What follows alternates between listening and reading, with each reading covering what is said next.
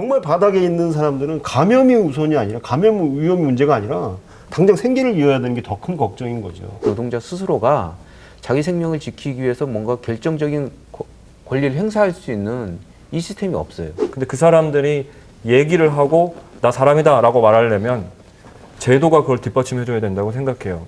정치적 대변자가 없어져 버린 거예요. 그래서 그 사람들 대변하겠다고 트럼프가 나타난 겁니다. 맞아요. 기본적으로 우리 사회복지망에 이걸 끌어들여야 돼요. 그게 핵심인 거죠.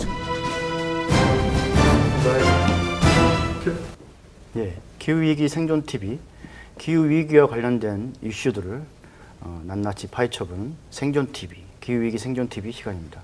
오늘은 지난번에 이어서 코로나 이후 사회에 대해서 한번 깊숙이 들어간 토론을 해보도록 하겠습니다. 지난번 토론에서 코로나가 발생하고 나서 우리 사회가 어떤 충격을 받았는지, 그리고 거기에 대한 대책들은 어떤 것이 있었는지, 그 대책들은 적절하고 실효성이 있는 건지, 이런 문제에 대해서 집중적으로 얘기를 했었고요. 그리고 코로나 이후 사회에 대한 가장 보편적인 주제로 우리가 어떻게 보면 모든 시민들, 모든 국민들이 어디서나 생존을 위해서 노동을 하는데 코로나 이전과 이후 사회는 뭔가 많은 노동 환경들이 바뀔 거라고 예상을 하는데요. 그 구체적인 얘기를 좀 해봤으면 좋겠다 해서 오늘 주제를 코로나 이후 사회, 노동 과연 어떻게 변화할 것인가, 이런 주제로 토론을 하겠습니다. 오늘 패널은 그래서 노동 관련된 기관에서 두 분이 오셨고요. 그리고 지난번하고 똑같이 이어서 한신대학교에서 이혜영 교수님 모셨고요. 그리고 최준영 작가님 모셨습니다. 먼저 패널분 소개해 드리도록 하겠습니다. 가장 첫 번째로 우리 한신대학교 이혜영 교수님 모셨습니다. 안녕하세요. 그 다음에 우리 작은 도서관 책꽂이 최준영 대표님이시죠. 예. 안녕하세요. 그리고 경기 비정규직 지원센터 박현준 센터장님 모셨습니다. 네, 안녕하세요. 그리고 의정부 외국인 노동자 지원센터 이기호 차장님 모셨습니다. 안녕하세요. 예, 코로나19 사태가 코로나 이전 우리나라가 일상적으로 행했던 여러 가지 인간적인 활동, 우리 생활 양식 때문에 발생한 일이라고 한다라면은 우리가 빨리 이 사태를 극복하고 이전의 정상 상태로 돌아가자고 말하는 것은 어떻게 보면 가장 어리석은 일이 아닐까요? 코로나라는 바이러스가 우리 몸을 통과하게 되면은 우리 몸도 그렇게 거기에 반응해서 몸이 바뀌게 된다고 합니다. 우리 사회도 마찬가지겠죠. 코로나 이후 사회에는 반드시 변화가 있어야 될 겁니다. 오늘의 주제가 코로나 이후 사회, 노동은 어떻게 변화할 것인가, 그리고 특히나 이 재난을 극복하는데 고통받는 노동들이 많습니다. 그걸 주제로 오늘 얘기를 해보도록 할 건데요. 우선 그 두 패널 분들이 노동 관련된 기관에서 오셨기 때문에 간단하게 본인들이 소속돼 있는 기관에 대한 소개 말씀을 해주셨으면 좋겠습니다. 먼저 박현준 경기도 비정규직 지원센터 센터장님이죠. 예. 센터 소개 좀 해주시죠. 예. 저희는 경기 지역을 중심으로 해서 비정규직 노동자와 취약층 노동자들에 대한 법률 지원, 그리고 최근에 내 정규직 전환 관련한 컨설팅 등 조직화 지원, 이런 사업들을 하고 있고요. 최근에 코로나 이후에 많은 상담들을 받으면서 노동자들의 안전과 생명을 지키기 위한 그런 활동들을 하고 있습니다. 예, 저희 단체. 예. 뭐 부족한 거는 토론하시면서 예, 하면 예. 되고요. 그 다음에 이기호 의정부 외국인 노동자 지원센터 차장님, 센터 소개 좀 해주시죠. 예, 간단하게. 네, 저희 의정부 센터는 고용노동부 위탁기관이고요. 그 고용허가제라고 하는 외국인 고용제도에서 이제 외국인 노동자가 임금체불 등 이런 어떤 권리구제 문제를 상담을 하고 있고, 외국인 노동자의 한국어 교실이나 문화 활동하는 것을 지원하고 있는 그런 기관입니다. 거기서 이렇게 일을 하고 있습니다. 예, 제가 좀 이름을 보고 좀 놀라기도 했고 의아했던 건 대개 이제 뭐 이주민 노동자 센터, 이주민 노동 지원센터 뭐 이렇게 하는데 외국인 노동자라고 정확하게 어떤 의미 있는 개념을 쓰고 있는 것 같아서 그거는 아마 토론하시면서 왜 그런지 좀 말씀해 주시면 좋을 것 같아요. 오늘 첫 번째 말씀은 우리 이혜영 교수님에게 부탁을 드렸습니다. 코로나 이후 사회에 대한 지난 첫 번째 토론 때 많은 말씀을 해주셨고요. 특히나 이제 그 고통받는 노동들, 그 소외받는 노동들, 특히나 위기를 극복하는데 여러 대책들 이후에 어떤 사회적으로 변화해야 되는 부분들을 많이 말씀하시면서 과연 이후 사회가 현재도 소외받는 사람들을 홀대하고 있는 게 많은데 코로나 이후 사회가 이런 분들 또 이런 분야에 대해서 적절하게 존중하면서 전환할 수 있겠는가 이제 우려를 많이 하셨거든요. 그래서 이번에 이제 노동을 주제로 잡았던 이유도 그건데 지난번 토론하시면서 어떤 간단한 소외라든가 그리고 왜 코로나 이후 사회에서 노동의 변화가 중요한지 이런 말씀을 좀 해주시면 좋을 것 같습니다. 최근에 나온 그 통계청 자료를 보니까요. 우리나라 1사분기 때 우리나라 소득 10분위 중에서 가장 최하위층, 최하위 10%가 이 코로나 때문에 입은 그 데미지가 가장 크게, 그러니까 소득이 가장 많이 감소한 층은 우리 소득 10분위에서 가장 아래에 있는. 그래서 바이러스는 민주적이죠, 그 자체로. 뭐 부자나 가난한 자나 차별 없이 공격을 하니까. 그런데 그로 인한 데미지, 사회적 데미지는 계급적으로 나타나는구나 하는 걸 이제 느낄 수가 있었고요. 그리고 이 자본주의 사회라고 하는 것은 그 이른바 프롤레타리아트 혁명보다는 미생물에 의해서 붕괴될 가능성이 혹은 변화될 가능성이 훨씬 더 클 수도 있구나 하는 걸 다시금 느끼게 되는데 굉장히 아이러니한 일이죠. 그 지금 전 세계 어디에도 아마 현상은 비슷할 거예요. 사회적으로 가장 취약한, 가장 아래 계층들 혹은 이른바 언더클래스라고 그러죠. 이 언더클래스에 이 바이러스의 그 영향이 가장 혹독하게 나타나는구나. 우리나라로 치면은 이 한국형 노동사회에서도 아마 가장 취약한 계층, 노동자 계층이 이 피해, 데미지가 가장 클 수밖에 없겠구나 하는 그런 생각을 하고 특히나 그 외국인 노동자, 그 다음에 여성 노동자 등등 이 아마 이 데미지가 가장 크고 또 길게 갈 거라고 이렇게 예상이 들었어요. 지난번 이제 대화 나누고 또 자료들을 좀 뒤져보니. 예. 근데 뭐 4차 산업혁명을 얘기하면서 뭔가 희망적인 얘기를 많이 하시는 분도 있는데 섣불른 희망이 오히려 코로나 이전부터 문제가 되어왔던 어떤 노동의 문제를 코로나 이후 사회에서도 그대로 답습하는 역효과를 나올 수 있다. 그래서 우리 섣불리 낙관하지 말고 노동 문제에 대해서 한번 이번 기회에 제대로 되짚어 봐야 된다. 이런 말씀을 또 하시는 우려하는 전문가들도 있습니다.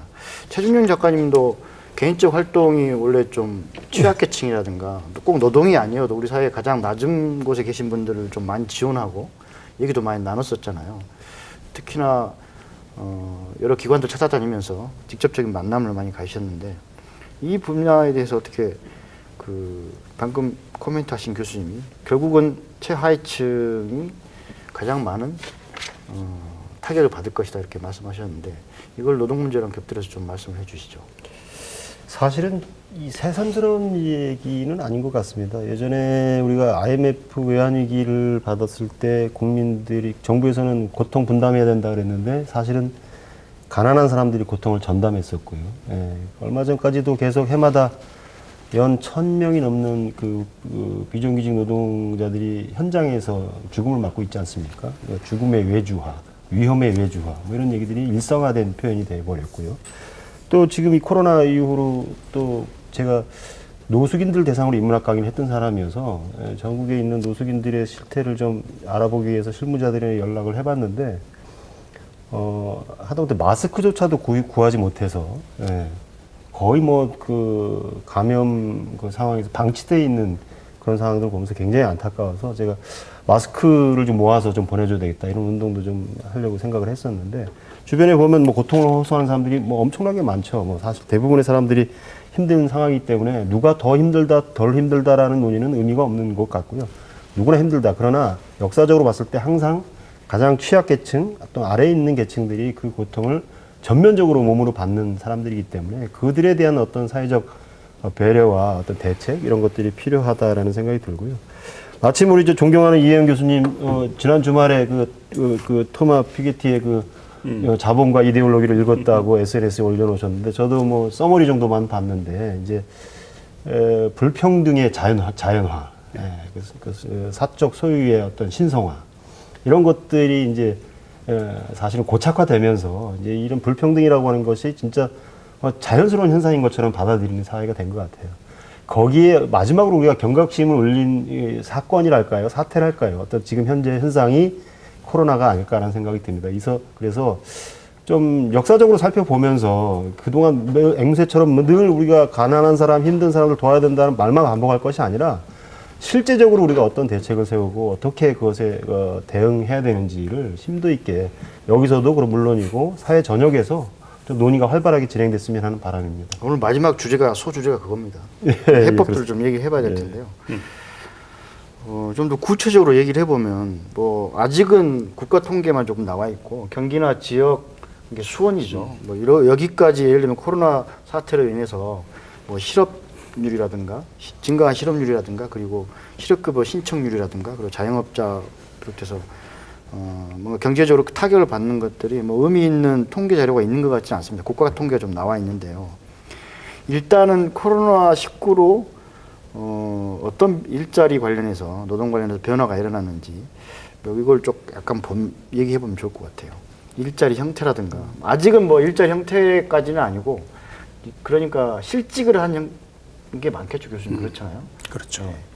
어느 특징이 뭐가 있을까요? 코로나19로 인한 노동 환경의 변화. 되게 일자리로 많이 얘기하는데 기존의 일자리는 살아있으면서 뭔가 더 고통스러운 것도 있을 거고 아예 이 코로나19 때문에 일자리가 그냥 빠르게 없어져 버리고 이런 것도 있을 텐데. 그래서 일자리 개수, 절대적 개수는 이제 2, 4분기 지나고 나서 조금 더 통계가 나올 거라 보는데 그 일자리의 개수뿐만 아니라 그 일자리의 그 질과 성격들이 어쩔 수 없이 지금 변화를 강요받게 되는 것 같고 예를 들어서 그 프리카리아트라고 그러지 않습니까? 프리캐리어스라는 말을 이제 프롤레타리아트하고 합성해 가지고 그래서 이 불안정 고용, 이마 비정규직이라고 볼 수 있고, 근데 이 불안정 고용이라고 하는 것이 이제 영어로 해서 프리캐리어스 뭐 이런 표현을 썼는데 이런 프리캐리어스한 형태의 일자리가 더욱더 확산될 거고 임시직은 더욱더 늘어나고 이건 뭐 거의 뭐 피할 수 없는 트렌드로 자리 잡을 거라 봐요. 그렇게 되면은 일단은 이 일자리의 질이 변경되고 또 변경을 강요받고 그러면 또 개수도 줄어들고 이 과정에 소득 불평등이 당연히 더 강화되겠죠. 그러니까 기존에 그 자산의 불평등하고 소득의 불평등이 있으면 소득 쪽이 더욱더 격차가 벌어져서 불평등이 강화되는, 그렇게 본다면은 이 자산 쪽의 불평등은 이미 돌이킬 수 없는 수준이거든요. 우리 사회는 이제 거의 이 깰 수 없을 정도로 아주 강고해졌는데 여기에다가 소득 불평등까지 더욱더 이 격차가 벌어진다면은 우리 사회의 미래, 코로나가 가진 우리 사회의 미래는 더욱더 저는 회색빛이 아니냐. 그리고 더욱더 불편하고 불쾌하고, 물론 잘 사는 사람들하고는 다른 문제겠죠. 근데 더욱더 불편해지고 불쾌해지는 그런 사회.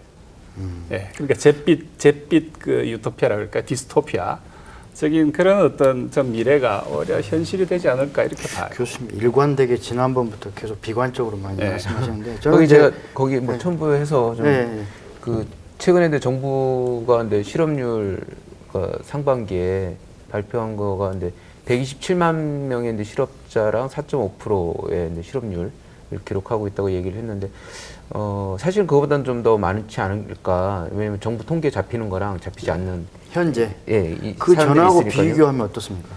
좀 더 늘어난 거죠. 이게 근데 또 감소폭이 더 5월달 들어 최고치라고 하니까요, 지금 감소폭이. 그리고 또 감소된 노동자층이 대부분 이제 대면 접촉 서비스를 하고 있는 노동자층이 많이 감소를 했고, 연령대로 봐도 이게 이제 60대를 제외하고는 그 밑에 연령대에서는 다 감소를 했다고 하니까 전반적으로 우리가 얘기하는 그 청소년, 뭐 청년 또는 여성 이런 층에서 아무래도 근데 실업에 빠지는 확률이 좀 높지 않을까.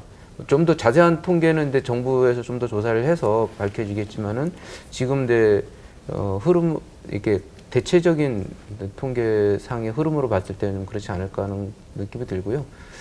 그런 걸로 봤을 때 지금 이 취약층에 대한 노동자들을 지원하고 보호할 수 있는 대책들이 좀 더 적극적으로 이루어져야 되지 않을까 하는 생각이 듭니다. 그렇죠. 우리가 굳이 지금 코로나19로 인한 노동의 변화 얘기하시면서 구체적인 특징을 얘기하는 것도 거기에 맞춰서 뭔가 지원책이 나와야 되고 중장기 지원책도 단기 지원책도 나와야 되기 때문에 말씀드린 건데 그럼 차장님은 좀 구체적인 사례가 있나요? 이렇게 통계라든가. 예, 이제 외국인을 고용하는 제도를 외국인 고용허가제라고 하는데요.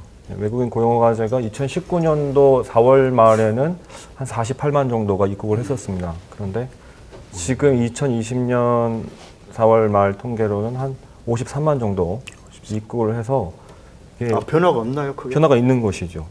전에는 이제 53만이 입국을 했는데 지금은 이제 48만 정도가 입국을 했기 때문에 그만큼 입국 제한, 이동 제한이 있기 때문에 아마 못 들어오는 이런 지금 외국인 노동자들이 있고요. 그러므로 인해서 내국인, 이제 한국인 고용주들이 좀 고용의 어려움을 겪고 있는 부분이 또 있습니다. 그래서 지금까지 보니까 2,003명이 입국을 했대요. 원래는 3만 130명이 입국을 해야 되는데 지금 2,000명밖에 입국을 못했다고 하더라고요. 왜냐하면 입국 제한하는 국가들이 많고. 그리고 저는 아까 그 교수님 프레카리아트 말씀을 하셔가지고 불완전 노동에 대해서 좀 고민을 좀 해봤는데요. 이런 불안정 고용이 내국인 그 노동시장에서 자꾸 증가하게 되면은 그러면 이제 상대적으로 외국인 노동자들은 일을 하고 있는 그런 모습이 비춰지기 때문에 저 사람들은 우리들의 일자리를 침탈하는 사람들이다, 뺏는 사람들이다라고 하는 외국인 혐오의 기제가 발동할 수 있는 것이죠. 그래서 이게 인종주의적으로 흘러갈 수 있는 여지가 있지 않을까, 이런 이제 어떤 코로나로 인해서 이런 부분들이 좀 우려스럽다는 생각이 오히려 들었습니다. 그분들이 이 시점에서 뭔가 어려운 일들을 도맡아하는데 역으로 그런 그러니까 시기가 초기에 생긴다는 거죠. 이게 코로나 발생하고 나서 건설 현장에서 그런 일들이 있었어요. 아. 그러니까 구로에 가면 구로 그 인력 시장이 있거든요. 예. 다들 일거리가 없으니까 코로나 터지고 나서 일거리가 없으니까 다들 나왔다 근데 돌아가는데 그때 근데 우리나라 노동자들이 주로 얘기하는 게 우리도 일자리를 찾기 어려운데 외국인 노동자들까지 끼워가지고 더 어렵다고. 그러니까 근데 이게 코로나가 때문에 어렵다는 얘기를 안 하고 외국인 노동자 때문에 어렵다 이런 얘기를 하시더라고요. 예. 아니 그런 코로나 때문에 외국인 노동자들이 빨리 나가버리고 우리가 일을 했으면 좋겠다 뭐 이런. 정작 문제는 거기에 있지 않는 건데 오히려 솔직히 이 시점에서 물론 그 이주민 노동자가 지난번 토론할 때도 교수님 하승우 수장님이 경기도만 보더라도 외국인 노동자들이 농업 생산에서 지금 유지하고 차지하는 비중 자체가 아니라 그분들이 일시에 빠져나가면 경기도 단위 농업 생산 자체가 불가능하다 그렇게 얘기를 예, 했었거든요. 그런데 이런 면을 못 보니까 단순히 눈에 보이는 몇 사람들이 다니면서 자기들 일자리를 뺏는다 얘기하는데 그래서 그렇죠. 좀 뭔가 이게 정부나 사회 차원에서 좀 얘기를 계도를 한다고 좀 표현이 좀 근데 그런데. 이거는 지금 글로벌 현상이죠. 유럽도 미국도 남미도 뭐 어디 다 이게 위기가 닥쳤을 때 일단 그 위기 원인과는 전혀 관계없는 혐오 대상을 찾기 마련이고 그 혐오 대상이 가장 눈에 잘 띄는 게 외국인이죠. 용모도 다르고. 네. 하니까 일단은 그 이모셔널 한 어떤 정서적인 반감이 그게 투사되면서 소셜 헤이트 이 그 혐오증이 그 뭐 전국화되고 또 동시에 전 세계화되는 그래서 이 혐오의 세계화라 그럴까요? 그런 면에서 본다면 사실 뭐 농업 생산뿐만 아니라 우리나라의 3D 업종 이미 이 현상은요 80년대 90년대부터 유럽엔 이미 딱 자리 잡은 현상이에요.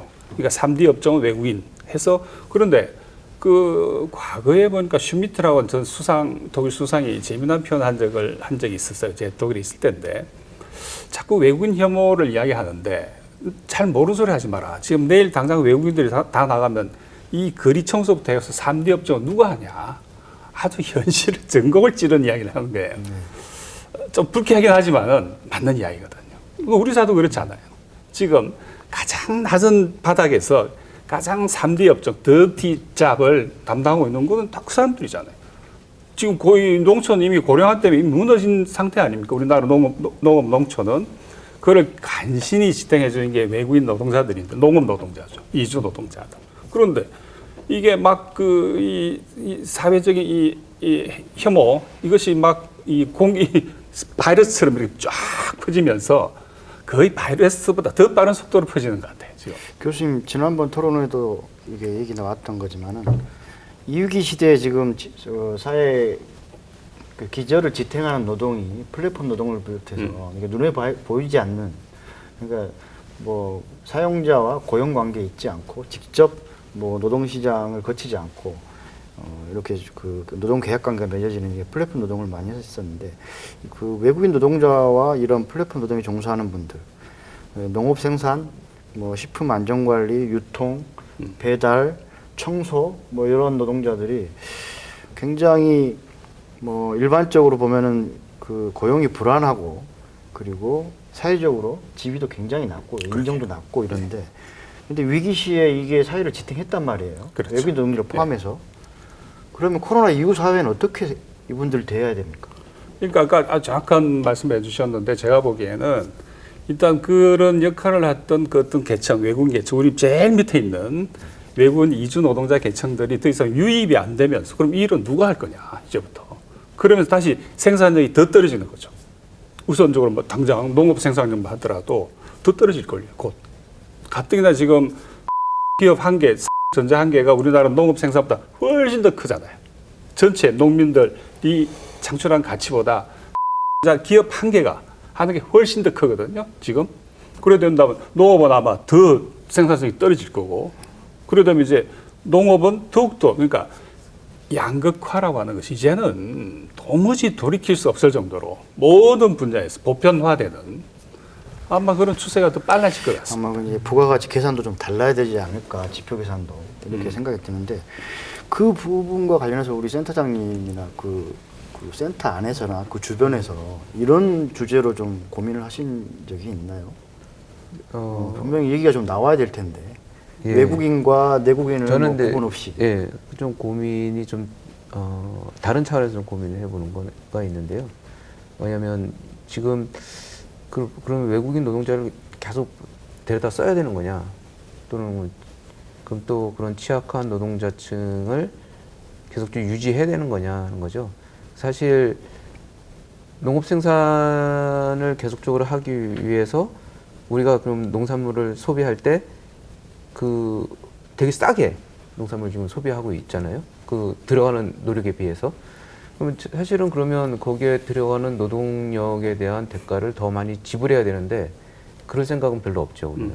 네. 그리고 결국에는 농산물이 비싸지면 또는 풍년이 들면 그거 수급 조절을 하기 위해서 수입도 하고 뭐 다른 거 갖다가 또 농산물 가격을 다운시키고 결국에는 이게 단순하게 노동 문제만이 아니라 경제적인 어떤 제도들 이런 부분들의 문제가 복합적으로 있고 그걸로 인해서 누가 이득을 제일 많이 보고 있느냐.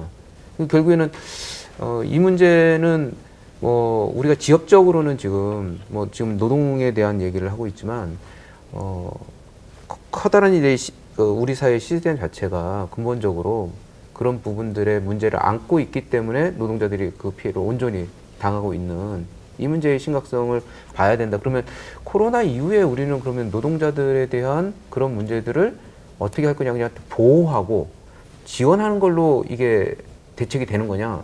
그건 아닌 것 같아요. 이제는 우리가 근본적인 문제를 보자. 사회를 근본적으로 고치지 않으면 이제는 이 문제를 위기 때마다 이걸 계속 반복할 수밖에 없지 않느냐. 그래서 근본적인 문제에 다가가는 고민들이 이제는 필요하다는 생각이 좀 듭니다. 이번에 코로나를 통해서 그런 고민들을 하게 되는 어떻게 보면 전화위복에 좋은 기회가 될 수도 있지 않을까 하는 생각이 좀 들거든요. 그러니까 노동 의지를 이끄는 그룹에서도 그런 고민이 좀 나와야 될 것 같아요. 이 코로나를 대하는 두 계층이 있는 것 같아요. 그러니까 대부분의 사람들은 코로나 감염을 걱정한다고 생각하지만 정말 최하층에 있는 노동자들은 감염을 걱정할 겨를이 없어요. 네, 감염되는 것보다 일자리 없어지는 게 더 두려운 거거든요. 당장 벌이가 안 생기는 거, 생계가 유지가 안 되는 게 더 시급한 문제이기 때문에 감염의 위험성이 있는 걸 알고도 그 일을 하러 가는데, 제가 아는 개인적으로 저도 이제 저는 강의를 하는 사람인데 강의가 다 취소되고 제가 하는 곳의 강의도 취소되고 제 강의도 취소가 되고, 솔직히 저도 뭐 실업자 아닌 실업자처럼 살다 보니까 시간이 좀 많아져서 이렇게 뭐 당구장이라는 데도 한번 가보고 그랬는데 거기서 사귄 젊은 친구가 있는데 나이트클럽 웨이터예요. 우리가 뭐 그 이제 유흥업소 이런 데 있으니까 좀 하찮게 볼 그런 문제가 아니고 좋은 친구예요. 근데 그 행정명령으로 이제 영업이 완전히 다 중단이 된 거예요. 그래서 그 친구가 이제 생계를 위해서 물류회사를 간 거예요. 뭐 C 뭐로 시작하는, 얼마 전에 그 확진자가 대량 배출됐던 노동 환경이 굉장히 안 좋은 곳으로 뉴스에 나왔죠. 거길 가고 있길래 제가 나름대로 조언한답시고, 야, 너 거기 가지 마라. 거기 가면 확진자 나왔다는데 몇만 원 벌기 위해서 거기 갔다가 큰일 난다. 그랬더니 교수님은 돈이 많으신 분이니까 참 낭만적인 얘기를 한다는 거예요, 저보고. 저도 뭐 돈이 많은 사람이 아닌데도 불구하고. 그 얘기를 들으면서 돌아서는데 눈물이 핑핑 돌더라고요. 야, 그러니까 우리는 뉴스를 통해서 정부에서 확진자가 발생하면 그 근처 가지 마라, 뭐 동선을 파악해라, 이렇게 정말 그 감염을 우려하는 것이 뉴스의 대부분을 차지하고 있는데, 정말 바닥에 있는 사람들은 감염이 우선이 아니라, 감염 위험 문제가 아니라 당장 생계를 이어야 되는 게 더 큰 걱정인 거죠. 그러니까 정부에서 아무리 방역 대책을 많이 한들 그런 소위 뭐 사회적 거리두기는 물론이고 기타 어떤 그 코로나 바이러스에 대한 기본 인식도 없이 그냥 생계를 위해서 뛰어다니는 사람들이 상존하는 한 바이러스 문제도 해결되지 않을 것이고, 이런 어떤 소득 불평등의 문제도 여전히 그냥 그런 상태로 그냥 가지 않을까라는 생각이 들어서, 코로나 때문에 제가 좀 여러 가지 뭐 안타까운 소식도 뉴스로 많이 접하셨습니다만은, 제가 주변에서 일상생활 속에서 겪었던 그런 친구들을 보면서 굉장히 좀 마음이 안 좋았던 그런 기억이 있습니다. 그래서 그런데 정치권은 지금 뭐 하고 있냐면, 서서히 지금 이제 벌써 이제 대선이 한참 남았는데 전선이 형성되고 있는 것 같아요. 정치권의 전선이 한 3개 정도 형성되고 있는 것 같은데, 뭐 지자체장 둘이서 지금 기본소득이냐 아니면 전국민 고용노동이냐, 이거 하나의 전선이 형성된 것 같고, 또 하나는 당권이냐 대권이냐 이거 가지고 좀 전선이 형성되고 있고, 또 뭐 당에서는 뭐 새로운 비대위원장이 맞냐, 뭐 보수의 가치를 지켜야 되냐 마느냐, 뭐 딴지 걸고 이거 정권 각각의 전선이 형성돼 있는데, 첫 번째 전선 기본소득이냐 전국민 고용노동이냐 이거를 제외하고는 민생과 아무런 관련이 없는 자기들 권력 노름이에요. 당권을 누가 잡느냐, 뭐 다음 대선에 누가 나가냐, 이걸 이루고 있거든요. 지금 21대 국회가 개원했는데 21대 국회에서 뭐 정파별로 뭐 국회의원 공부 모임 만든다 뭐 이런 얘기 가끔 나오는데, 과연 그분들이 지금 현재 터져 있는 이런 심각한 국가적인 전 세계적인 문제에 대해서 대응하는 공부를 하느냐. 저는 그런 공부한다는 얘기 뉴스에서 어디서 본 적이 없거든요. 당권을 어떻게 하면 잡을 것이냐, 다음 대권을 위해서 정치공학적으로 어떻게 구도를 짤 거냐, 이 공부하고 있는 것처럼 비춰지는 거예요. 서민들은 지금 감염의 위험을 무릅쓰고 지금 그 확진자가 발생한 그 노동 현장은 어쩔 수 없이 가야 되는 상황에 놓여 있는데, 정치인들은 뭐 하고 있냐는 거죠. 정부에서 나오는 대책이라는 것도 사실은 좀 이렇게 현장을 제대로 알고 하는 건지에 대한 의문이 드는 부분도 상당히 많이 있고요. 그래서 이거는 정말 심각한 지금 문제다. 그래서 정치가 아직도 정신 못 차리고 있다, 이런 생각까지도 저는 곁들여서 많이 요즘 하고 있는 편입니다. 이야기가 네. 정치로만 가면 정치를 얘기하는 건 아니에요. 네. 저도 그 얘기인데, 지금 근데 뭐 작가님인데 얘기하시니까 이게 뭐 오늘 주제가 근데 노동이니까 노동인데 초점을 맞춰서 얘기하다 보니까 좀 강조된 측면이 있다는 생각이 들고요. 그런데 요번에 우리나라가 코로나를 그나마 좀 선방을 했다고 해야 되나요? 메르스 때 이렇게 경험을 비춰봤을 때 그런 이유는 제가 보기엔 정치 역할이 좀 컸다고 봐요. 그런데 세계적으로도 보면 대만 같은 경우가 부총통이 그 감염 전문 저기가잖아요. 그다음에 독일 같은 경우도 유럽에서 그나마 선방하고 있는 독일 같은 경우가 수상이 그 과학자잖아요. 이게 기본적으로 그런 과학적 인식이 되어 있는 사람들, 그리고 이런 쪽에 리더들이 있는 나라들은 잘 대처를 했어요. 근데 우리나라는 그렇지 않은데 어떻게 잘 대처를 했을까? 저는 문 대통령이 사실 정권을 질본에 넘긴 거죠. 그러니까 거기에 계신 전문가들이 잘 대처를 한 거다. 그러니까 저런데 그런데 하여튼 이 질병 대처는 좀 잘 했는데, 네. 기타 사회적 문제들에 대한 부분에서는 좀 우려되는 부분이 많다. 지금 노동 관련해서도 보면 그런 거죠. 지금 요번에 이 코로나 터지면서 특히 외주 하청, 그러니까 공항에서 일하는, 거기는 먼저 비행기 타고 들어나려고 하는 사람이 없으니까 제일 먼저 잘린 사람들이 외주 하청 노동자들. 그걸 어쩔 수 없나요? 어떻게 이런 문제? 그리고 계약 깨는 건이고 일이 일 없으니까 없으니까. 계약을 깨버리니까. 일이 예. 없죠. 그러면은 그런 분들은 그러면 무조건 해고하는 게 아니라 뭔가 안전망을 갖추고 그래서 근데 뭐 일정 시한부적으로 용역하고 하거나. 계약을 하기 때문에 용역하고 계약을 파기하면 되는데 계약 파기로 인해서 계약 발생하는 회사를 손해보다 하니까. 그 사람들이 계속 현장에 나오게 했을 때 발생하는 손해가 더 큰 거죠. 근데 우리가 뭔가 재난이 일어나고 화재가 일어나더라도 어떤 특별구역 지역으로 선택을 해서 지정을 해서 국가 특별 예산을 쓴다거나 이렇게 하잖아요. 근데 이거는 뭐 천재지변을 넘어서는 문제인데 저는 그 일자리 문제, 그러니까 지금의 실업의 문제는 정말 우리가 강원도에 뭐가 그 산불이 일어났을 때 한 지역 전체를 다 태워버리거나 아니면 태풍이라든가 뭐 지진이라든가 이런 사태가 일어났을 때 한 지역 자체 뭐 작게는 뭐 하나에 두고 넓게는 뭐 그 여러 뭐 유역이라든가 그리고 바닷가를 연한 지역들 이렇게 뭔가 큰 넓은 지역을 특별 재난 지역으로 선포를 해서 특별 자구 대책부터 필요해서 지원 대책을 다 만들어내잖아요. 그렇죠. 아니, 그래서 평상시에도 지금 위기 대처는 일단 지금 닥친 발등에 떨어진 불은 잘 껐다고 생각이 들어요. 그러나 앞으로 또 한 번 이런 걸 당하면 그때도 이렇게 잘할 수 있느냐. 그래서 근데 사회 안전망이 잘 갖춰져 있어야 이런 부분들도 잘 대처할 수 있는 거 아니냐는 거죠. 그래서 근데 뭐 고용보험, 전국민 고용보험 얘기를 하는 것도 그렇고 기본소득이 잘 되려면 사실은 그 전제가 이게 사회복지 이게 잘 깔려 있어야 되는데 우리나라는 아직 그것도 잘 안 돼 있는 상태에서 근데 기본소득을 했단 말이에요. 그것도 근데 완전한 기본소득이 아니잖아요.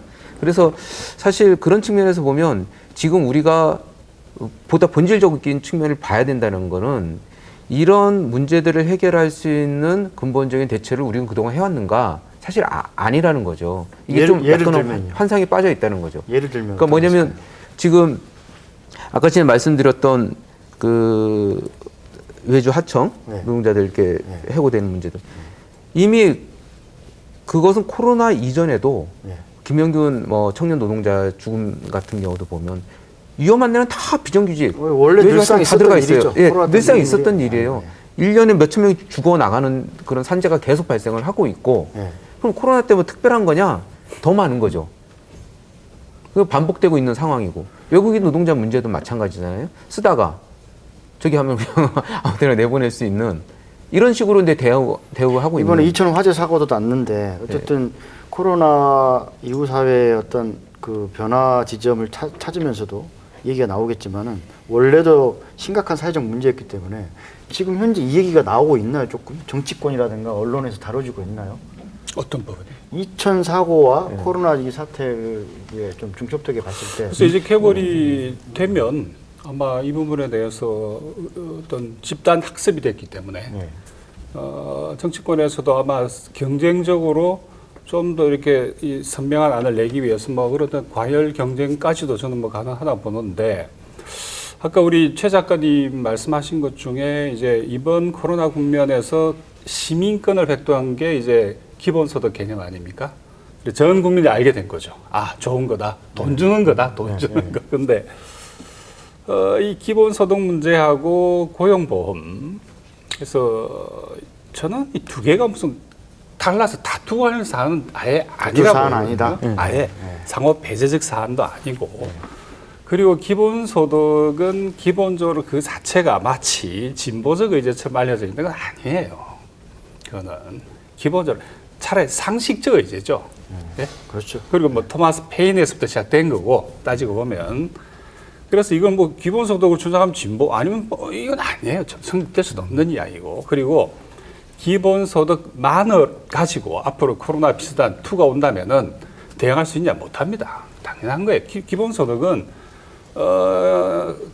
극히 작은 하나의 툴일 뿐이거든요.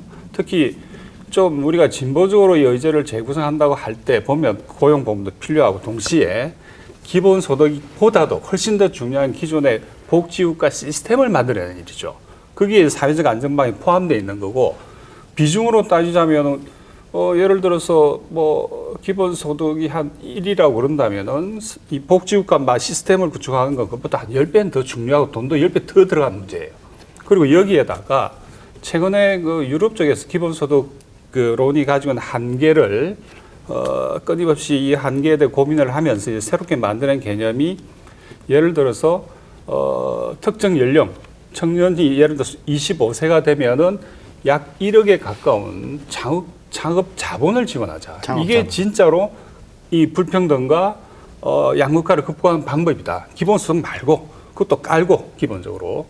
그래서 생애 주기에서 단 한 번, 딱 한 번 어떤 생애 주기가 도달하면은 뭐 25세일 수도 있고 30세일 수도 있겠죠. 나라마다 다를 텐데 한 그 필요한 1억 이상의 어떤 창업 자본을 해서 그 자본 접근을 하는 거지 이제 소득이 아니라. 그래서 이런 논의가 꽤 프랑스 예를 들어 프랑스 같은 데서도 꽤 활발하게 이미 지금도 진행되고 있어요. 그러니까 우리가 지금 기본소득이 이제야 그런 게 있구나 하는 걸 이제 전 국민이 학습한 코로나를 통해서 그 단계라면은 그보다 더 높은 단계까지 가야지 되는 거고 그리고 기본소득만으로 뭐 예를 들어서 뭐 문제가 해결되고 그런 거 아니라고 하는 거죠. 전혀 아닙니다. 그렇지만 이까지 오는 것만 해도 힘들었다는 것도 물론 뭐 인정되고 사실이고 동시에 코로나 국면에서 기본소득 그다음에 이제 또 고용보험까지 좋은 제안이죠. 다 좋은 제안인데 이런 것들이 이제 나와주는 거는 굉장히 미래의제라는 차원에서 반갑고 좋은 일이라 보는 거죠. 그 이주 그러니까 외국인 노동자의 상황에서는 참 이런 재난소득이랄지 무슨 뭐 이런 고용보험 관련된 논의가 정말 부럽기까지 하는 이런 논의인 것이죠. 왜냐하면 이제 잘 아시겠지만 재난소득을 외국인 노동자한테는 그 해당성이 없습니다. 요건 해당성도 없고 그다음에 이 고용허가제라는 제도 자체가 외국인 노동자를 고용보험에 가입하는 게 강제가입도 아니고요. 임의가입이라서 그것을 뭐 대부분의 사업주들은 가입 안 해줍니다. 그러니까 지금과 같은 무슨 뭐 이렇게 실직을 해서 구직 활동을 하더라도 이런 뭐 실업급여를 받을 수 있는 그런 입장이 전혀 아닌 거예요. 그런데 지금 정부가 그나마 외국인 노동자한테 그 뭐 대책을 줬더라고 하는 것은 뭐냐면 이 그 구직 기간을 원래 3개월인데요. 이 구직 기간을 좀 연장해 주는 거죠. 왜냐하면 소위 이제 불법 체류를 만들지 말아야 되니까요. 3개월 안에 노동을 하고 다른 데 취직을 할 수 있게 해줘야 되는데 그 기간을 연장해서 불법 체류를 방지하는 거. 또는 뭐 그다음에 얘기할 수 있는 게 취업 활동 기간. 지금 원래 만료가 4년 10개월 정도 일을 해서 만료가 되는데요. 근데 지금 비행기가 뜨지 않고 뭐 이렇게 되니까 취업 활동 기간을 50일 더 연장해 주겠다. 뭐 이런 어떤 굉장히 한시적인 대책. 그래서 이런 것들만 좀 가능하고요. 전 좀 이 말씀 꼭 드리고 싶었던 게 뭐냐면 재난기본소득 지금 복지제도 잘 말씀을 해주셔서 좀 굉장히 공감이 됐는데 재난기본소득을 지급을 해야 되는 어떤 법리적인 요건은 과연 무엇인가? 그러니까 만약에 국민이 자기의 어떤 의무를 다해서 그거의 권리를 행사할 수 있다는 것이 만약에 거기에 초점이 된다면 외국인 노동자도 주민세 내거든요. 주민세 냅니다. 그리고 근로소득세 내고요. 사회보험료 다 냅니다. 근데 그리고 한국 경제의 그 경제 기여도가 보니까 연 74조라고 합니다. 보니까.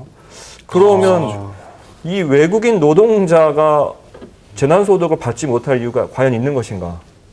우리가 한번 고민을 좀 해봐야 되지 않을까 이런 생각은 좀 드네요. 경기도에서는 그 주는 걸로 이렇게 그거는 이제 안산시. 시, 그다음에 부천시에서 뭐 안산시 같은 경우는 7만 원 정도 이렇게 주는 건데요. 굉장히 그거는 미미한 지자체 원래 재난지원금을 처음에 안 주려다가 외국인은 안 주려다가 제가 이런 문제 제기에 있어서 결혼 경기도에서는 이주민만 주고 예, 맞습니다. 영주권이랑 결혼 이주. 외국인 노동자는 전체가 다 제한 폐지된 정도. 걸로 알았는데 특정 지역은 좀 준다는 거죠. 안산이나 일부라도. 부천. 안산하고 부천. 오늘 보니까 무슨 부산 진구인가요? 거기도 좀 해당이 되는 것 같습니다. 일단 노동허가를 내준 외국인에 대해서는 동등하게 말씀하신 대로 같이 세금을 내기 때문에 그냥 이 재난 상황에서 보조금을 지원금을 지급하는 게 좀 맞다 보고 저는 예를 들어서 과거에 독일에 유학할 때 그때 독일 정부가 모든 유학생들에게 집도 주고 그렇죠. 또 그리고 거기다, 애들이 몇 명인가 따라 가지고 그 국가가 의무적으로 제공해야 될 공간이 있습니다. 공간이. 그걸 다 대주고 모자라면 어떻게 하냐면은 방이 모자라서 하면 그 평수 모자란 만큼을 돈으로 환산해서 지급을 해요. 그 다음에 그뿐만도 아니에요. 뭐 어디 각종 보험이라든가 이걸 통해 가지고 육아 보조금도 주고 방값 보조금도 주고 이렇게 했거든요. 지금 많이 삭감됐어요. 물론. 그런데 적어도 거기까지 못 간다 하더라도 세금을 납부한 외국인에 대해서는 특히 이런 재난상에서는 내국인에 준하는 조치를 혹은 대우를 하는 것이 맞다 봐요. 근데 이게 설득력이 있으려면은 방금 우리 차장님이 74조라고 얘기했는데 우리나라 1년 지금 GDP가 2,000조 정도 되죠. 그래 됐죠.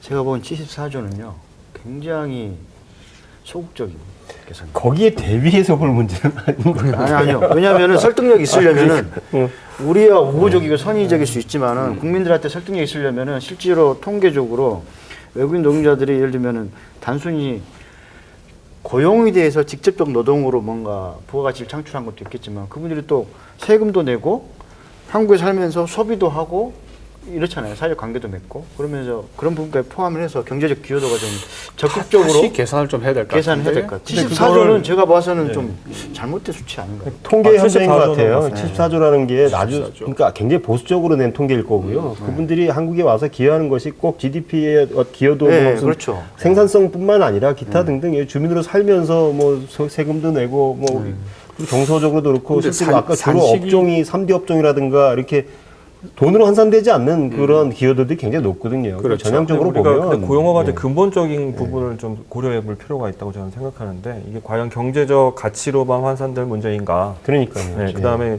두 번째는요. 이 고용허가제 자체는 3D 업종에 내국인이 일을 하지 않기 때문에 아무리 내국인을 구하려고 하더라도 영세 사업자들을 위해서 이제 보충적으로 보완적으로 외국인을 고용하는 것이거든요.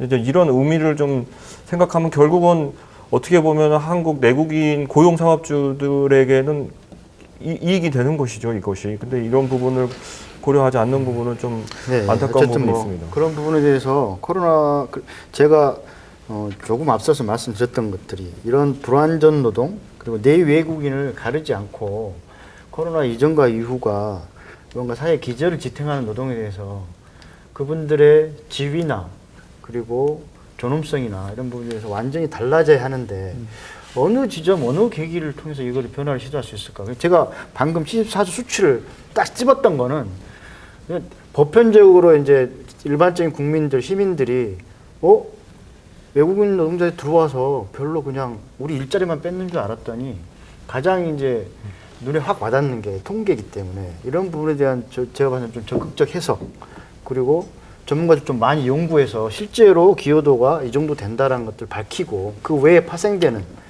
이런 것도 같이 얘기해야 된다 이렇게 보는데 아직은 그런 부분에 대한 연구나 이렇게 뭐 국내 학자들이 뭐 논문 이런 것도 나온 거는 많지 않죠. 논문들은 있을 거예요. 논문들 꽤 이미 나와 있을 거고. 근데 어쨌든 그렇다 하더라도 우리나라 한 해 GDP에서 외국인 노동자들의 기여도를 74조로 본다고 하더라도 엄청난 숫자죠. 그렇죠. 왜냐하면 농업보다 훨씬 커요.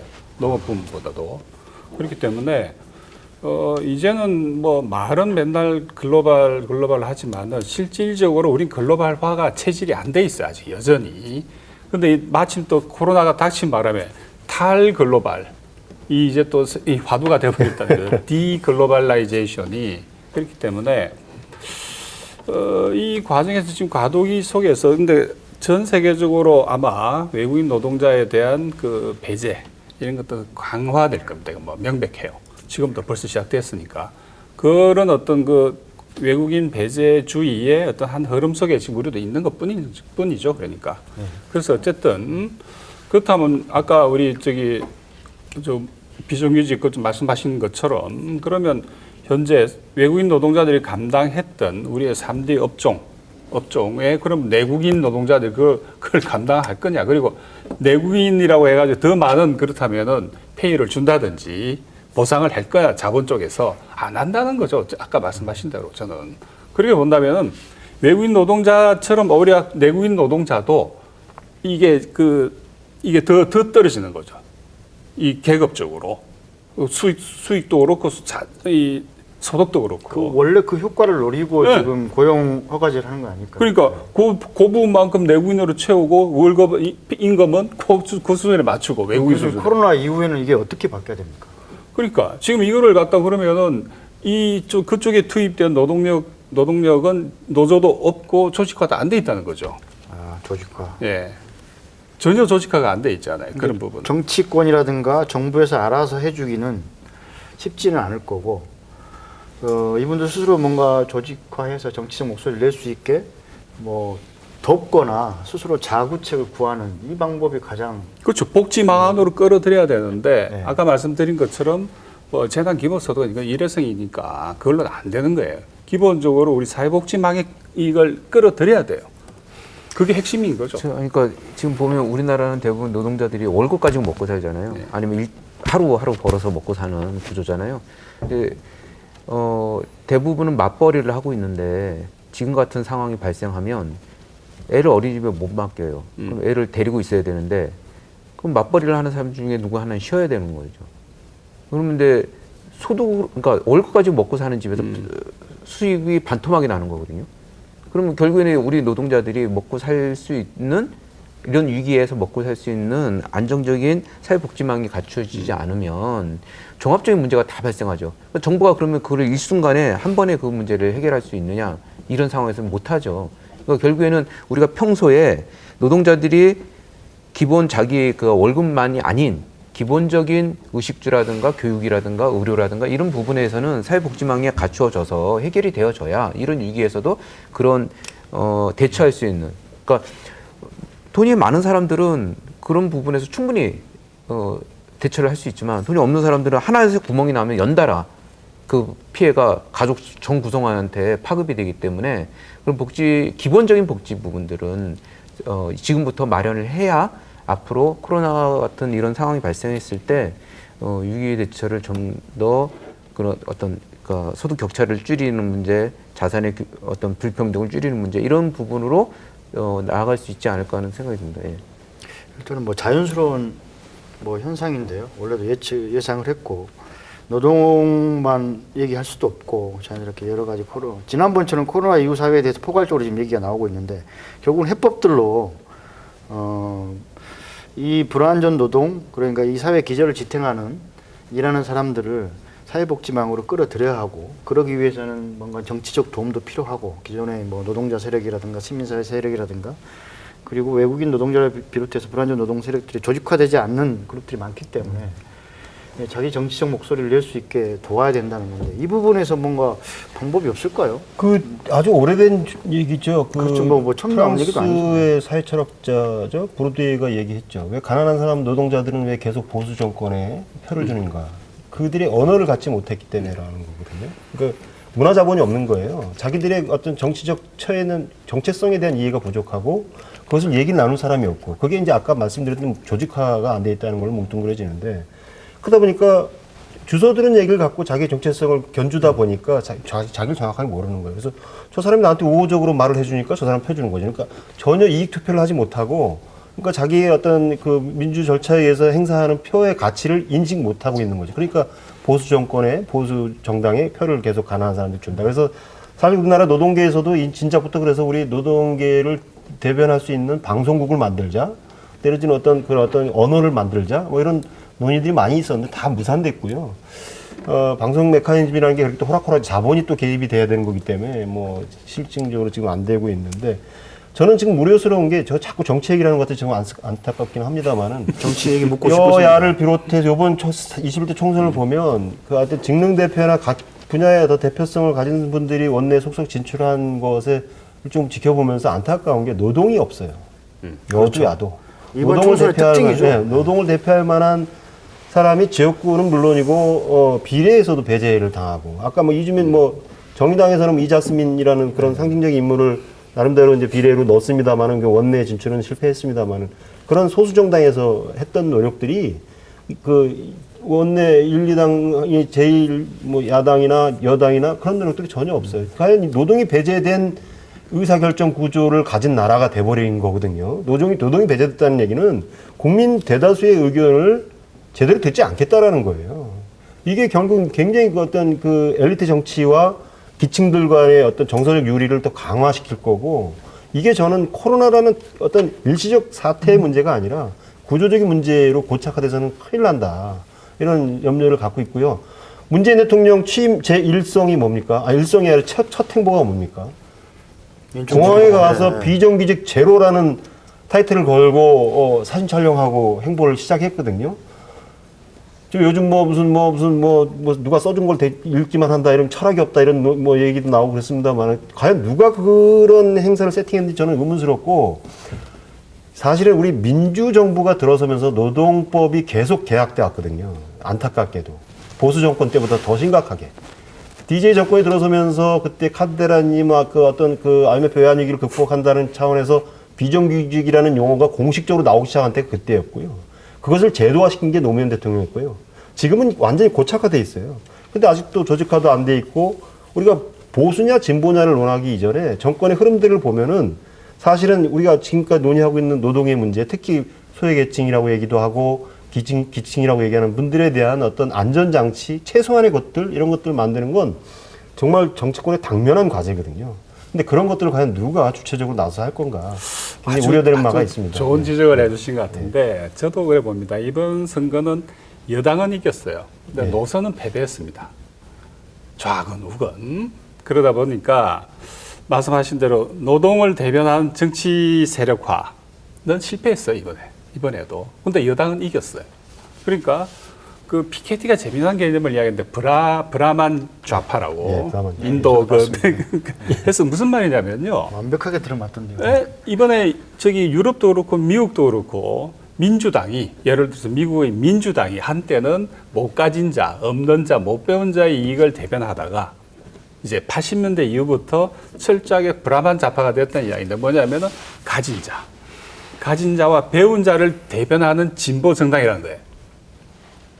예를 들어서 프랑스도 마찬가지로 공산당 있고 사회당 있고 하지만, 이 자들은 어느덧 80년대 이후부터는 배운 자, 가진 자의 정당이라는 거예요. 그러니까 이 가지고 고학력자, 그러니까 많이 배운 자들의 이익을 대표하는 진보 사회주의 정당이 돼버린 거예요. 이 비슷한 현상이에요. 제가 보기에는 이번 선거도. 그러니까 무슨 말이냐면, 어느덧 지금 우리 집권 민주당은 배우고 많이 배우고 가진 자의 이익을 대변하기 시작한다는 거죠. 그러다 보니까 철저하게 제도 정치에서 배제된 노동은 어떻게 해야 할지 정치적 대변자가 없어져 버린 거예요. 그래서 그 사람들 대변하겠다고 트럼프가 나타난 겁니다. 맞아요. 그러니까 레드넥이라고 해서 백인 사실 저소득자들이 민주당을 믿고 민주당 복지 정책을 따랐었는데, 그들이 엘리트주의가 결국 자기들을 배제하더라. 뭐 이민 자유롭게 하고 그 외국인 장학생들 많이 받고 그러면서 그런 열패감을 갖고 있는데, 그 부분을 파고 들어간 게 트럼프거든요. 그리고 우리나라 정치 세력화도 그러니까 지금 그 길로 가고 있던 거예요. 우리 일정 트럼프 기간이 이대로 흐르면서 그렇게 간다니까요. 그렇게 가고 있다. 이제 이번에 이 여당의 압승이라고 하는 것이, 어떻게 보면은 여당은 정말 좋지만, 그러나 다른 한편에서 본다 노선의 패배라고 하는 게, 앞으로 한국에도 민주당은 DJ가 그랬습니까? 중산층과 누굴 대변하는 정당, 중산층을 대표하는 정당이라고 그 네이밍을 하고 이렇게 정체성을 부여를 했는데, 이제 서민과 중산층입니다. 맞아. 그죠? 그래가지고 민주당의 어떤 대표 이념으로 서민과 중산층을 대변하는 정당, 민주당 이래 돼 있는데, 이제부터는 저는 그래 봅니다. 일종의 브라만 좌파의 한국형이죠. 그래서 가진 자 중에서 여러 분파가 있는 거 아닙니까? 예를 들어서 굴뚝 산업도 있고, IT도 있고, 벤처도 있는 거거든요. 금융도 있고. 그래서 그 자본의 어떤 특정 분파를 대표하면서 동시에 다른 한편으로 배운 자의 엘리트죠, 결국은. 그리로 갈 거라 봐요. 질문이 교수님께 제가 궁금해가지고요.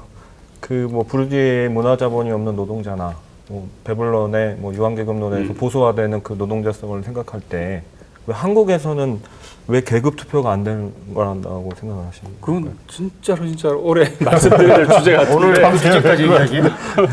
논문 제가 책임이 근데 좀 시간이 얼마 없어요. 저기 네. 뭐 노동 문제를 얘기를 하는 거니까 네. 좀 거기에 좀 초점 둬서 좀 하나 더 말씀드리고 싶은 거는 그 이 아까 아침에 대부분 나온 얘기들 중에 그 노동자들이 참여하고 노동자들이 조직화돼서 자기의 요구를 관철하는 이 문제, 그러니까 뭐 코로나를 보면서 아 우리들의 시민 의식이 굉장히 많이 높아졌다 뭐 이런 얘기들도 하고 그런 시민 의식들이 이런 위기 대처에 많은 힘이 되지 않았나 이런 얘기를 하는데 노동 문제도 어떻게 보면 노동 문제를 풀어가는 것도 노동자들의 의식이 얼마만큼 그리고 조직력이 얼마만큼 높아지느냐 그리고 그들이 정치 세력화되느냐 이런 문제일 것 같아요. 근데 지금 보면 코로나 사태 터지고 나서 뭐 몇 가지 예를 보면 참 우스운 게 경기도에서 그 마스크를 이제 지급을 하는데 대리기사 노동자들이랑 그다음에 학습지 교사들 뭐 이런 이동 노동자들 있잖아요. 이동 노동자분들이 2월 달부터 마스크를 좀 우리도 지급해 달라 했는데 예산이 없다는 거예요. 담당 부서에서는. 그리고 또 이거 또 노동 관련 부서에 갔더니 이거는 우리 소관이 아니라는 거예요. 그 예산 소관은 뭐 복지 쪽인가 뭐 이런 쪽이라는 거예요. 그 서로 이제 토스하고 있는 거죠. 그게 관료주의죠. 네, 그러니까 뭐냐면 그런 문제도 그렇고 또 근데 그 이동 노동자 쉼터라는 것들을 많이 만들어서 활용을 하고 있는데요, 최근에. 근데 그럼 이동 노동자들이 이용을 할 수 있도록 해야 되는데 코로나 때문에 이용을 못 하는 거죠. 못 들어오게 하고. 근데 가장 취약한 사람들이 이동 노동자인데 대면 접촉하는 이동 노동자인데 그럼 그런 대처 방도를 빨리 만들어야 되는데 그거를 사실 이동 노동자들이 참여해서 의사결정하는 구조는 없다는 거예요. 그리고 이제 공무원들 입장에서는 행정 입장에서는 행정에서 결정하는 문제죠. 그거를 노동자가 결정한다고 생각을 안 해요. 그건 결국 뭐냐면 노동자는 자기 일인데 그리고 코로나에서 만약 그게 걸리면 자기 생명이 위협받는 일인데 그럼 결국에는 가장 밀접하게 그것을 결정해야 될 상황에 봉착해 있는 노동자 스스로가 자기 생명을 지키기 위해서 뭔가 결정적인 권리를 행사할 수 있는 이 시스템이 없어요. 결정권이 없다는 거죠. 그쵸. 작년에 폭염 때도 솔직히 말하면 현장에 폭염이 가장 많이 노출된 현장에서 작업 중지 권한이라 이런 것들은 사용자가 있고 노동자가 없다는 문제가 많이 부각됐었는데 이런 문제가 많이 겹치는 것 덧붙여서 제가 같아요. 좀 말씀드리고 싶은 건 굉장히 그런 비정규 노동자들의 어려운 그 구조에 진입할 수 없는 정치적 그 구조에 진입할 수 없는 어려움이 있는데 이주 노동자는 외국인 노동자는 완전히 더 완전한 배제죠. 그렇죠. 뭐 케빈 그레이라는 학자는 계급 이하의 계급으로 이렇게 표현을 했는데 그 외국인 노동자는 뭐 이 고용허가제 틀 안에서 하루에 12시간, 무슨 14시간 이렇게 일하느냐고 바빠가지고 그리고 단기간 빨리 일하고 나가야 하기 때문에 그냥 뭐 그런 정치 조직화가 될 수 있는 상황 자체가 아예 안 되는 거예요. 그러니까 당사자 운동이 될 수 없는 이유, 그래서 말을 할 수도 없는 이 이유 때문에 뭐 그냥 자기들의 운명은 그냥 국가와 자본이 알아서 결정하게 돼버리는 이런 구조 속에서 계속 쳇바퀴 돌고 있습니다. 시간이 많이 남지 않아서 지금 정리를 해야 되는 시간인데요. 근데 자연스럽게 해법들을 뭐 다 얘기하지 못했지만은 정부가 어떤 경제정책, 재정정책을 하느냐, 그리고 사회복지, 사회안전망을 어떤 걸 하느냐, 그리고 일자리 정책 이런 주요 해법들을 얘기했지만 오늘 우리가 주요하게 얘기한 거는 결국은 그래도 스스로 뭔가 목소리를 낼 수 있는 어떤 조직화 문제라든가 그리고 이분들을 옆에서 도와줄 수 있는 기존의 노동운동, 시민사회 세력들이 이 문제에 대해서 불완전 노동, 말만 외국이죠. 국경을 경계로 외국이지. 솔직히 불완전 노동은 솔직히 그 내국인들도 지역과 이런 걸 옮겨 다니면서 주거 불안과 그리고 아이들의 교육 불안을 감수하면서 옮겨 다니면서 지금 솔직히 이주 노동을 하고 있다고 봐야 되잖아요. 일자리 찾아서. 이렇게 개념을 확대해서 이 세력들을 어떻게 사회 안전망, 그러니까 교수님 아까 말씀하신 것처럼 사회 복지망으로 끌어들여야 되는 거고 이거를 그냥 일방적으로 수혜하듯이 끌어들인 게 아니라 스스로 정치적 목소리를 낼 수 있게 조직하고 도와서 들어올 수 있게 하는 방법. 이게 가장 제가 볼 수 있는 좋은 해법이고 그와 동시에 이제 국가 정책들이 있어야겠죠. 이거를 그러면은 어떤 방식으로 이런 작은 자리에서 얘기했지만은 솔직히 이 문제는 지금 기존의 정치권에 대한 기대는 약간 적고 얘기하는 겁니다. 물론 그분들도 그 안에도 기여자가 있겠지만은 어떤 식으로 이 문제를 공론화했으면 좋을까요? 뭐 경기도를 예로 들어서 뭐 경기도의 어떤 뭐 노동 그 의제를 주도하는 세력이라든가 관심 있는 부분에서 이런 문제를 먼저 이렇게 그 경기도라든가 경기도의회라든가 경기도적 정치인들하고 뭔가 논의 테이블을 만들어 본다든가 여러 가지 방법이 해법이 있을 거 아니에요. 그런 고민을 근데 좀 지금 이번 선거를만 놓고 본다면 어떤 뭐 흔히 하는 말로 클라이언트 그러니까 예. 노동조합이라든지 노동자들은 그 이번 선거의 클라이언트가 아니었거든요. 그렇기 때문에 주문 생산된 정책을 집어넣을 수 있는 그 메커니즘이 없어요 현재. 그건 아마 지방정치에서 모르겠습니다만 어쨌든 이번에 중앙정치 국회 선거만 놓고 본다면 그렇기 때문에 정치권이 클라이언트도 아닌데 알아서 챙겨주리라고는 기대할 수는 없습니다.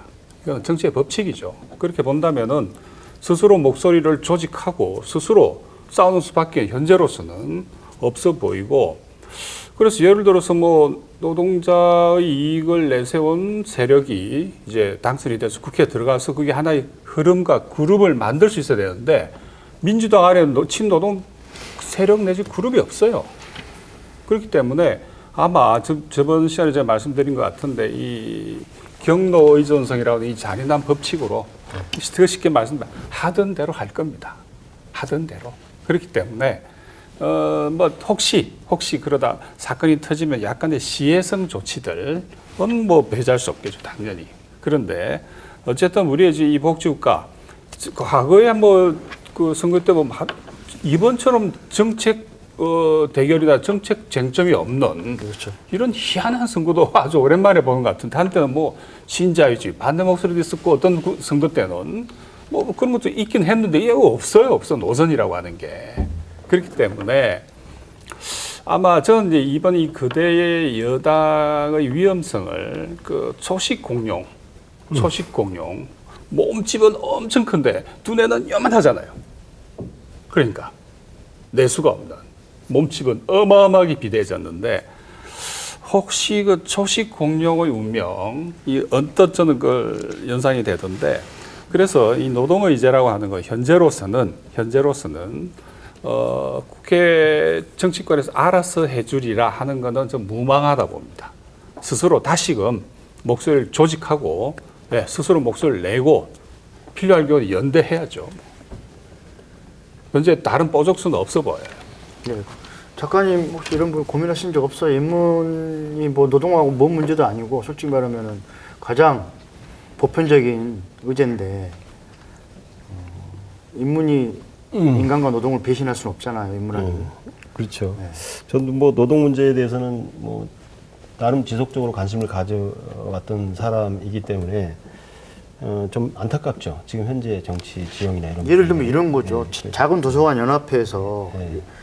그러니까 기존의 노동단체라든가 이런 것들을 그 외국인 노동자 그룹에서 이걸 의제화하기 어려우니까 인문학을 하는 그룹에서 노동 문제를 집중적으로 뭔가 이렇게 좀 이야기를 만들어 본다든가. 제가 이제 강좌를 기획도 하고 또 제가 직접 강의도 하니까 그러니까 노동 관련된 저는 이제 뭐 사람들한테 책을 읽자 이런 운동 비슷하게 하고 있는데 노동 의제가 담겨 있는 책을 같이 읽고 토론도 하고 이렇게 해서 뭐 SNS나 이런 데를 통해서 이런 것들의 소중함 이런 것들을 좀 알리는 작업 같은 걸 좀 해나가는 아주 소극적인 의미의 뭐 활동밖에 할 수 없는 상황이긴 합니다. 근데 아까 경로 의존성 얘기하셨는데 교수님께서 그 유발 하라리 책에 보니까 그런 얘기가 있더라고요.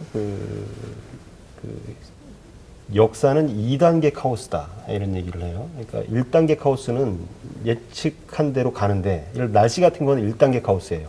내일 날씨가 어떨 거다 예측하면 그대로 날씨가 오지 않습니까? 온갖 장비를 통해서 예측한 거기 때문에. 근데 내일 아침에 주가가 올라갈 거다 예측하면 난리가 나죠. 이제 그 예측한 대로 안 간다는 거예요. 경제도 그렇고 역사의 흐름도 그렇다는 거예요. 그래서 2단계 카오스인 역사는 결국은 우리가 예측하고 앉아있는 그 시국노름 할 것이 아니라 우리가 직접 뛰어서 그걸 예측하고 있는 것이 아니라 몸으로 뛰어서 만들어야 된다는 거거든요. 그러니까 역사를 공부하는 이유가 미래의 대안을 얻기 위해서가 아니라 현재의 지평을 넓히기 위해서 공부하는 것이듯이 지금 현재 우리가 지금 여기에서 어떤 활동을 하느냐가 우리 역사를 스스로 만들어 나가는 거라고 생각을 합니다. 그래서 뭐 인문학 얘기하니까 괜히 인문학적으로 해야 될 것 같은 느낌이 들어서 이렇게 좀 얘기를 했습니다. 아니요, 이게 만나야지. 노동과 인문학이 만나고 노동과 환경이 만나야지 이게 뭐 시너지가 날 것 같아요. 마무리 발언 좀 해주세요. 외국인 노동자 분야뿐만 아니라 저는 대안적으로 좀 생각하는 게 좀 평소에 있었는데요.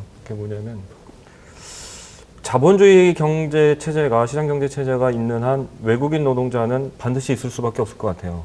저는 국내 노동시장에서 외국인 노동자가 없는 게 바람직하다고 생각해요, 사실은. 뭐 다른 외국인 단체에서 저는 뭐라고 말할지 모르겠지만 그것이 어떻게 보면 바람직할 수 있고, 그런데 시장 경제가 자본주의가 있는 한 그건 어려운 일인 것 같아요. 세계 체제적으로 봤을 때. 그런데 그러면 외국인 노동자가 자기 목소리를 내게 하는 것, 지금 이 고용허가제 하에서 그럼 무엇이 필요할까라고 제가 생각했을 때는 지금 고용허가제는 단기 순환 구조거든요. 그래서 빨리 일하고 얼른 가야 되고 무슨 목소리를 낼 시간 자체가 없습니다.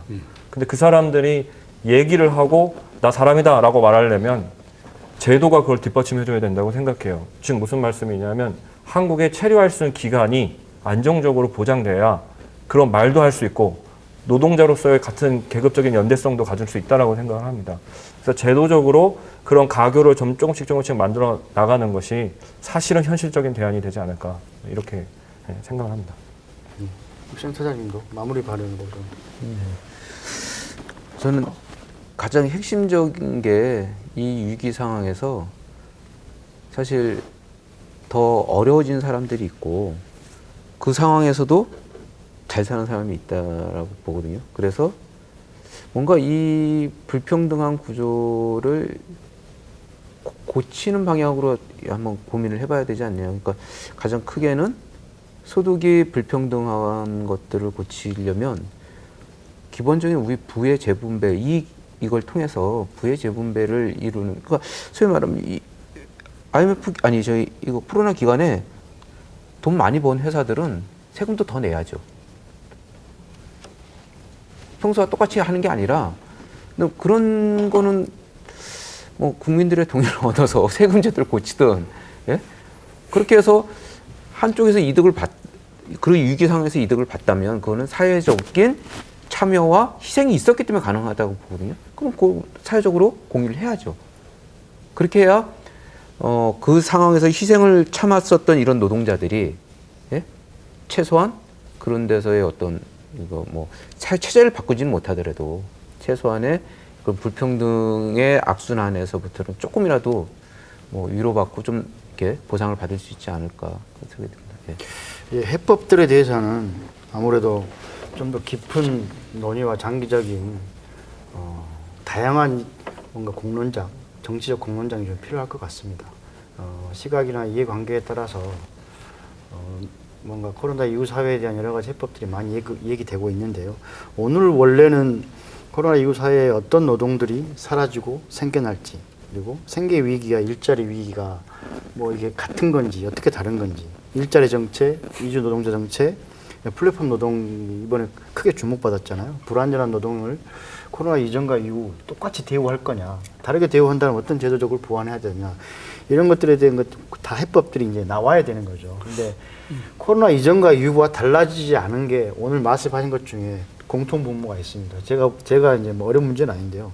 결국은 이 불안전한 분들이 스스로 조직하고 스스로 목소리 낼 수 있게 해야 되고, 또 스스로 본인을 도와야 되고, 또 시민사회나 기존에 예를 들면 어떻게 보면 비주류가 아닙니다. 노동운동, 시민사회운동 거의 우리 사회 안에서 목소리를 잘 낼 수 있기 때문에 이분들을 도와야 된다 이런 거죠.